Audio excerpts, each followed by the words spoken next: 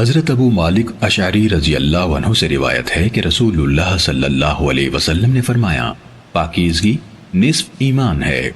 الحمدللہ ترازو کو بھر دیتا ہے، سبحان اللہ اور الحمدللہ آسمانوں سے زمین تک کی وسعت کو بھر دیتے ہیں۔ نماز نور ہے،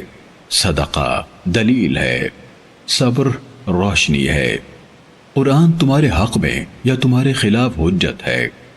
ہر انسان دن کا آغاز کرتا ہے تو کچھ اعمال کے عوض اپنا سودا کرتا ہے،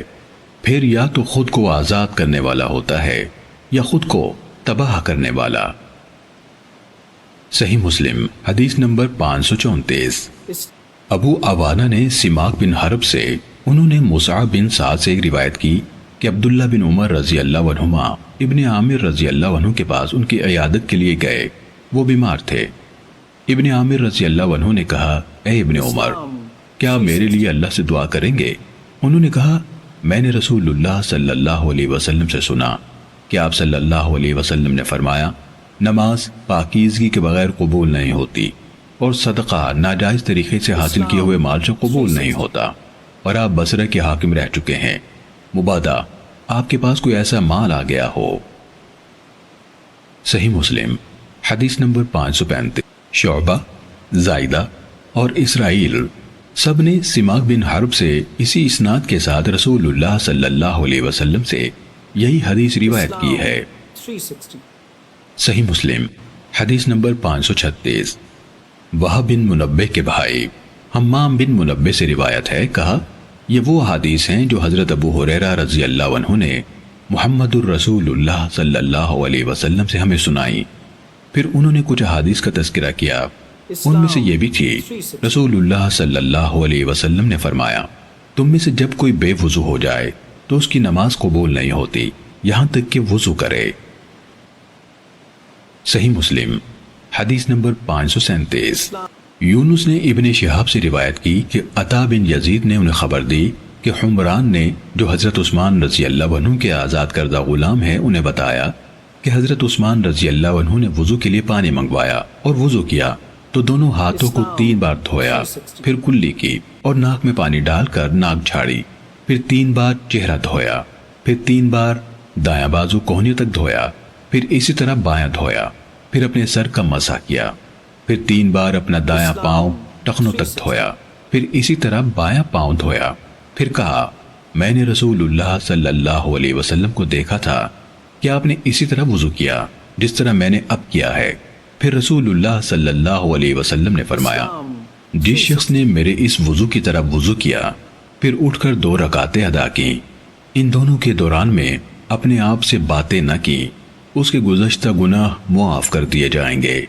ابن شہاب نے کہا، ہمارے علماء یعنی تابعین کہا کرتے تھے کہ یہ کامل ترین وضو ہے جو کوئی انسان نماز کے لیے کرتا ہے۔ صحیح مسلم حدیث نمبر 538۔ یعقوب کے والد ابراہیم بن سعد نے ابن شہاب سے باقی ماندہ سند کے ساتھ حمران سے روایت کی کہ انہوں نے عثمان رضی اللہ عنہ کو دیکھا، انہوں نے پانی کا برتن منگوایا، پھر اپنے ہاتھوں پر 3 بار پانی انڈیلا اور ان کو دھویا، پھر اپنا دایاں ہاتھ برتن میں ڈالا اور کلی کی اور ناک میں پانی ڈال کر ناک جھاڑی، پھر 3 بار اپنا چہرہ دھویا اور 3 بار اپنے دونوں بازو کوہنیوں تک دھوئے، پھر سر کا مسح کیا، پھر اپنے دونوں پاؤں 3 بار دھوئے، پھر کہا، رسول اللہ صلی اللہ علیہ وسلم نے فرمایا، جس نے میرے اس وضو کی طرح وضو کیا پھر 2 رکعتیں پڑھیں جن میں وہ اپنے آپ سے باتیں نہ کر رہا تھا، اس کے گزشتہ گناہ معاف کر دیے جائیں گے۔ صحیح مسلم حدیث نمبر 539۔ جریر نے ہشام بن عروہ سے، انہوں نے اپنے والد یعنی عروہ بن زبیر سے، انہوں نے حضرت عثمان رضی اللہ عنہ کے آزاد کردہ غلام حمران سے روایت کی، انہوں نے کہا، میں نے عثمان بن عفان رضی اللہ عنہ سے سنا،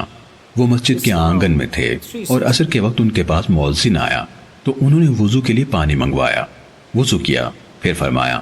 اللہ کی قسم میں تمہیں ایک حدیث سناتا ہوں، اگر کتاب اللہ کی ایک آیت نہ ہوتی تو میں تمہیں نہ سناتا۔ میں نے رسول اللہ صلی اللہ علیہ وسلم سے سنا، آپ فرما رہے تھے، جو مسلمان وضو کرے اور اچھی طرح وضو کرے پھر نماز پڑھے تو اس کے وہ گناہ معاف کر دیے جاتے ہیں جو اس نماز اور اگلی نماز کے درمیان ہوں گے۔ 360 صحیح مسلم حدیث نمبر 540۔ ہشام سے جریر کے بجائے ابو اسامہ، وکیع اور سفیان کی سندوں سے بھی یہ روایت بیان کی گئی۔ ان میں ابو اسامہ کی روایت کے الفاظ اس طرح ہیں: اچھی طرح وضو کرے اور فرض نماز ادا کرے۔ صحیح مسلم حدیث نمبر 541۔ ابن شہاب نے کہا، لیکن عروہ عمران کی جانب سے حدیث بیان کرتے ہیں کہ انہوں نے کہا، پھر جب عثمان رضی اللہ عنہ نے وضو کر لیا تو فرمایا، اللہ کی قسم میں تمہیں ایک حدیث ضرور سناؤں گا۔ اللہ کی قسم اگر کتاب اللہ کی ایک آیت نہ ہوتی تو میں تمہیں وہ حدیث نہ سناتا۔ میں نے رسول اللہ صلی اللہ علیہ وسلم سے سنا، آپ فرما رہے تھے، جو آدمی وضو کرے اور وہ اچھی طرح وضو کرے پھر نماز پڑھے تو اس کے وہ گناہ معاف کر دیے جاتے ہیں جو اس نماز اور اگلی نماز کے درمیان ہوں گے۔ عروہ نے کہا، وہ آیت جس کی طرف حضرت عثمان رضی اللہ عنہ نے اشارہ کیا، بلا شبہ وہ لوگ جو ان کھلی نشانیوں اور ہدایت کو چھپاتے ہیں جو ہم نے اتاری، یہاں سے لے کر اللاعنون تک ہے۔ صحیح مسلم حدیث نمبر 542۔ اسحاق بن سعید بن عمرو بن سعید بن عاص نے اپنے والد سعید بن عمرو سے اور انہوں نے اپنے والد عمرو بن سعید سے روایت کی، انہوں نے کہا، میں عثمان رضی اللہ عنہ کے پاس تھا، انہوں نے وضو کا پانی منگایا اور کہا، میں نے رسول اللہ صلی اللہ علیہ وسلم کو یہ فرماتے ہوئے سنا، کوئی مسلمان نہیں جس کی فرض نماز کا وقت ہو جائے پھر وہ اس کے لیے اچھی طرح وضو کرے، اچھی طرح خشوع سے اسے ادا کرے اور احسن انداز سے رکوع کرے، مگر وہ نماز اس کے پچھلے گناہوں کا کفارہ ہوگی جب تک وہ کبیرہ گناہ کا ارتکاب نہیں کرتا، اور یہ بات ہمیشہ کے لیے کی۔ صحیح مسلم حدیث نمبر 543۔ قتیبہ بن سعید اور احمد بن عبدہ زبیج نے کہا، ہمیں عبدالعزیز دراوردی نے زید بن اسلم سے حدیث بیان کی، انہوں نے حضرت عثمان رضی اللہ عنہ کے آزاد کردہ غلام عمران سے روایت کی، انہوں نے کہا،